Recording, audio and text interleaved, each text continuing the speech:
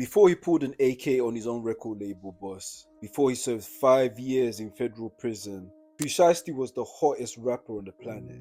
A kid from Memphis, Tennessee who went from nothing to $3.4 million under 18 months. And then in a single decision, he threw it all away twice. This is not just a rap story. This is a financial autopsy. Welcome to Coin in Context.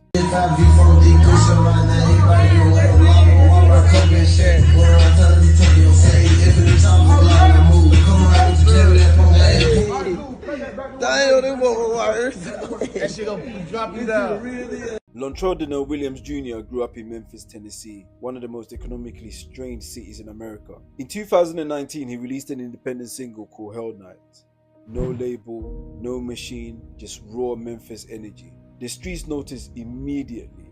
By April 2020, Gucci Mane, one of rap's most successful self-made label bosses, came calling. The deal 1017 Records, in partnership with Atlantic Records, a major label co-signed at 20 years old. Now understand what that means financially. Atlantic Records is a $1 billion label. A joint venture deal typically gives an artist a cash advance, a royalties percentage usually between 12 and 18% net, and full marketing infrastructure. For a debut artist, that advance alone is life-changing money, and Shiesty delivered. January 2021, Shiesty Seasons drops. Week 1, 65,000 album equivalent units. Number 3 on the Billboard's 200. His single Back in Blood with Lil Durk peaked at number 13 on the Hot 100. It went platinum in 4 months. The YouTube video crossed 213 million views. XXL Freshman, Billboard Hip Hop Rookie of the Month. Show bookings at $20,000 to $40,000 a night. By the time his lawyer filed sentencing document in 2022, his net worth was confirmed in the federal court at $3.5 million. At 21 years old, Memphis had a star, and that star was ascending. But here's where the story changes.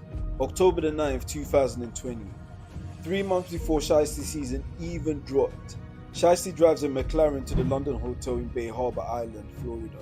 The official story from a probable cause affidavit signed by an FBI agent says he went there to purchase sneakers and marijuana and to negotiate an extension on a vehicle rental. A drug deal at a hotel in a McLaren with a gun. The transaction went horribly wrong. 2 men ended up getting robbed and 1 was shot. Federal investigators were already watching. He had a mixtape dropping in 3 months. He had 213 million YouTube views ahead of him. He had a trajectory that could have seen him become one of the defining voices of his generation. And he went to a hotel to buy weed. This is the part of the story no one talks about when they play the music. The federal indictment came. 4 counts, including discharging a firearm during a violent crime, a charge that alone carries a maximum sentence of life in prison. January 2022, Pooh Shiesty pleaded guilty to a single count of conspiracy to possess a firearm in furtherance of a crime of violence. Prosecutors agreed to drop 3 other charges in exchange for the plea.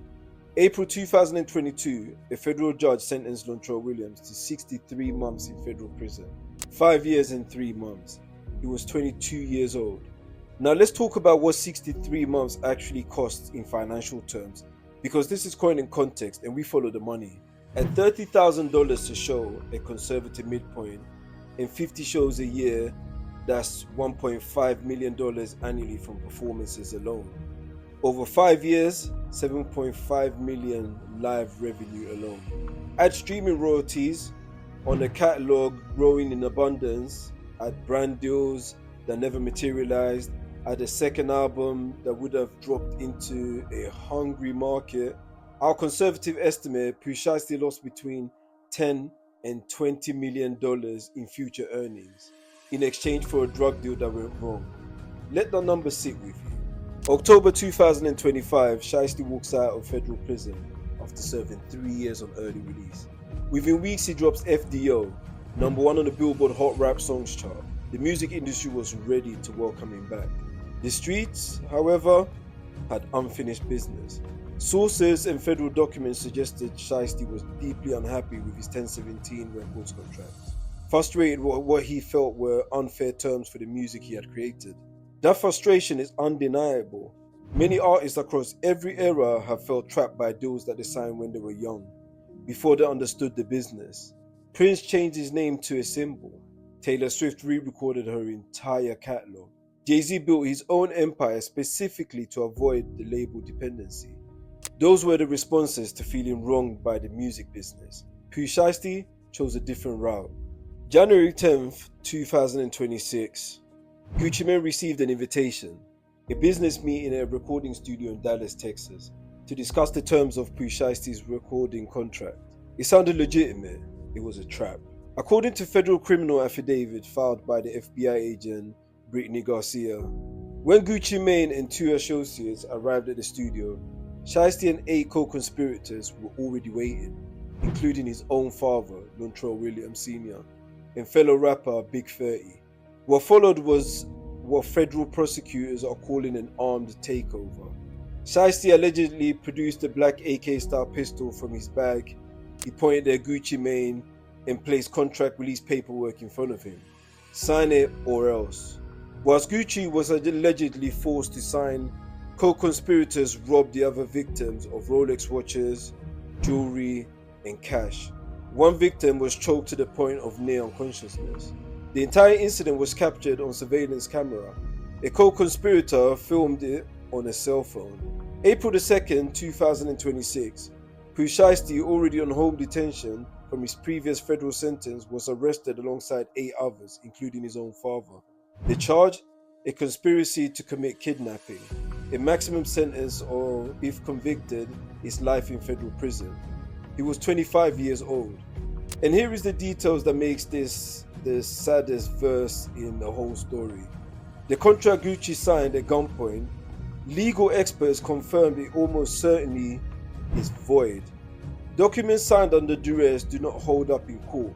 He risked everything, but he gained nothing. Pooh Shiesty is not alone in this story. He is one chapter in a much longer, much sadder book. King Von, one of the most gifted storytelling rappers of his generation. He began his professional career in 2018 after beating a murder charge. By 2020, he was on the verge of stardom. November 6, 2020, King Von was shot and killed outside a nightclub in Atlanta. His professional career lasted approximately 2 years.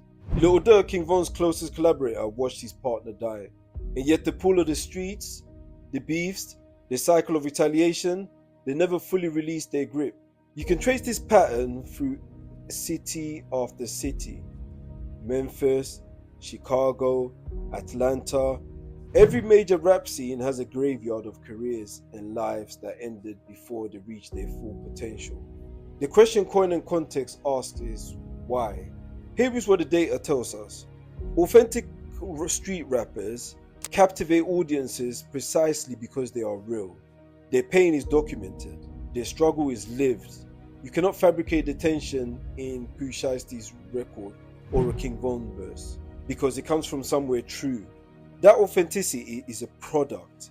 The audience buys it, the label monetizes it, the streaming platform algorithms rewards it. But the streets that made the story, they do not care that you now have a record deal. The old beefs do not expire when you sign to Atlantic. The old enemies do not read your Billboard chart positioning. The people you came from do not understand or trust the new world you are entering.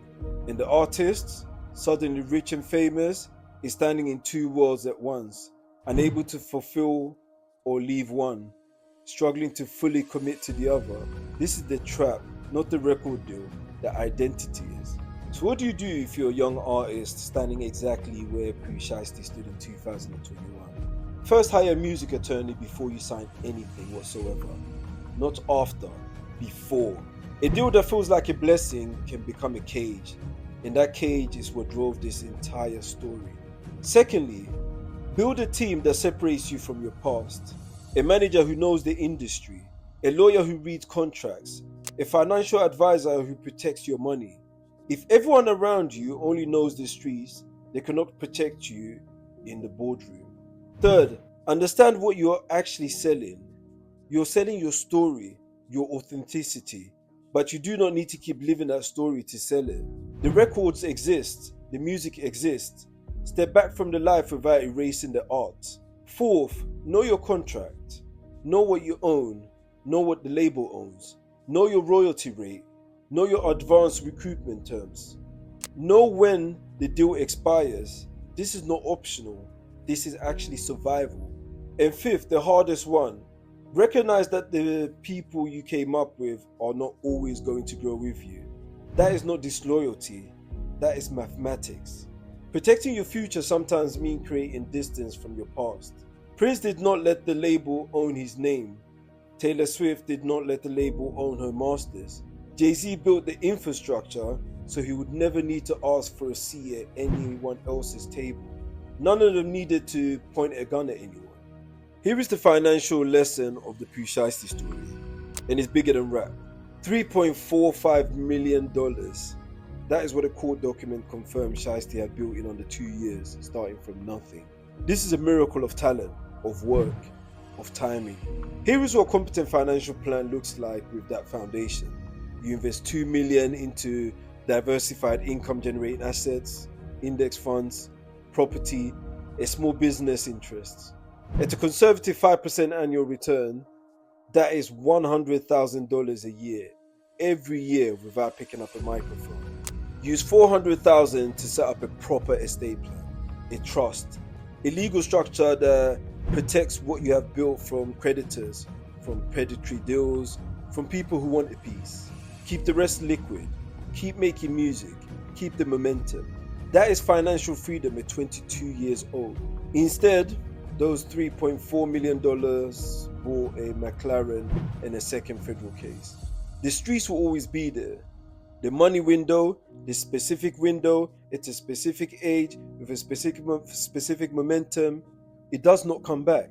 When Gucci Mane came out of prison in 2016, he reinvented himself completely. Multi-millionaire businessman in 18 months.